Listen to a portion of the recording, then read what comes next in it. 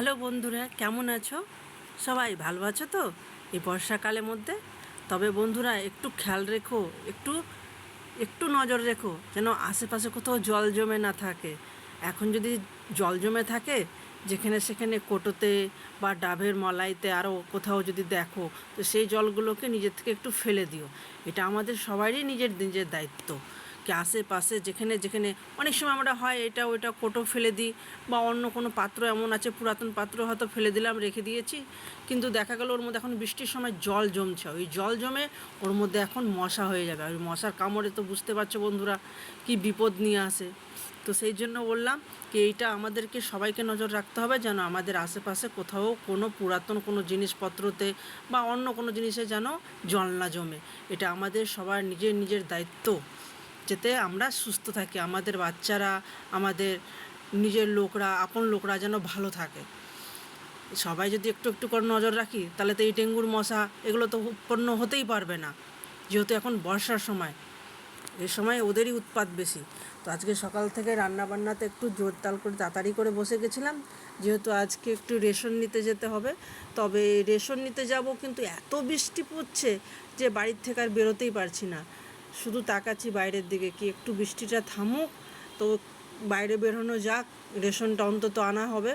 তো এরকম করে আজকে সয়াবিনের তরকারিটা করে নিচ্ছি। যে আমার বাবু এখানে বসে বসে কী যে করছে।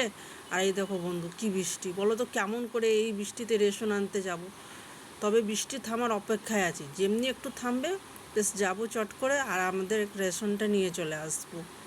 তো বৃষ্টিতে এদিকে থামুক, ততক্ষণ এদিকে অপেক্ষায় থাকলাম, আর এদিকে ততক্ষণ তাড়াহুড়ো করে রান্না করে নিই। আজকে সয়াবিন আলুর তরকারি করেছি আর সঙ্গে করেছিলাম করলা ভাজা। তো সয়াবিনটাকে তো আজকে বেশ ভালো করে প্রথমে ভেজে নিয়েছি, আর আলুগুলোকে একটু গোটে গোটে মানে হাফ হাফ করে সিদ্ধ করে দিয়ে ওটাকে আবার প্রথমে ভেজে নিলাম। তো এরকম করে মানে একটু ভেজে নিলে, আর আলুটাকে খুব বেশি বয়েল করিনি, মানে অল্প করে মানে হাফ বয়েল থেকে মতন করেছি, করে দিয়ে ওকে আবার ভেজে নিয়েছি। মানে ওটাতে মানে আলুর টেস্টটা একটু বেশি ভালো লাগে খেতে সয়াবিনের তরকারিতে।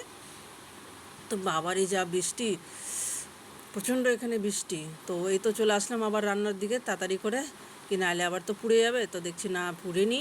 তো ওদিকে দেখলাম কি হ্যাঁ, আলুটা এরকম করে গোটা করে বলছিলাম না কি ভেজে নিলে খুব সুন্দর লাগে। তো ভাজা যখন হয়ে যাবে তখন আবার পরে এটাকে আবার খুন্তি দিয়ে একটু ভেঙে ভেঙে দেবো। মানে আগের থেকে যেটা আমরা সিদ্ধ করে আলুটাকে ভেঙে নিই সেরকম করে না করে এই একটু হাফ করে আলুগুলোকে প্রথমে একটু ভালো করে ভেজে নিলাম। এবার এটাতে আমরা গুঁড়ো মশলা দিয়ে রান্না করলাম।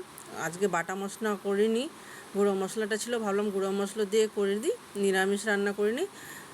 তো এটাকে ভালো করে একটু এবার খুন্তি দিয়ে ভেঙে নিলাম, দিয়ে তারপরে পাশে একটু গরম জল চাপানোই আছে, ওই গরম জল দিয়ে দেবো। আমি কখনও রান্নাতে ঠান্ডা জল ব্যবহার করি না। দিয়ে দেখবা বন্ধুরা কি গরম জল যদি রান্নার তরকারিতে মানে ঝোলের মধ্যে যদি দেওয়া যায় সে তরকারির টেস্ট মানে বেশি পাওয়া যায়।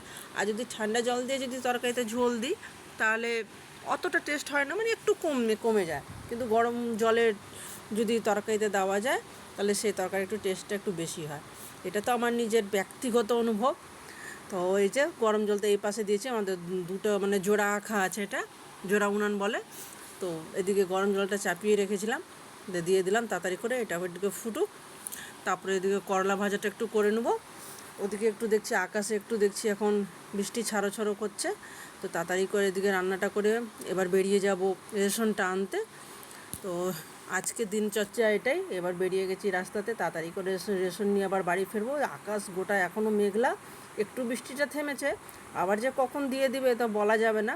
তো তাড়াতাড়ি করে রেশন নিয়ে ভালোভাবে বাড়ি ফিরতে পারলেই শান্তি।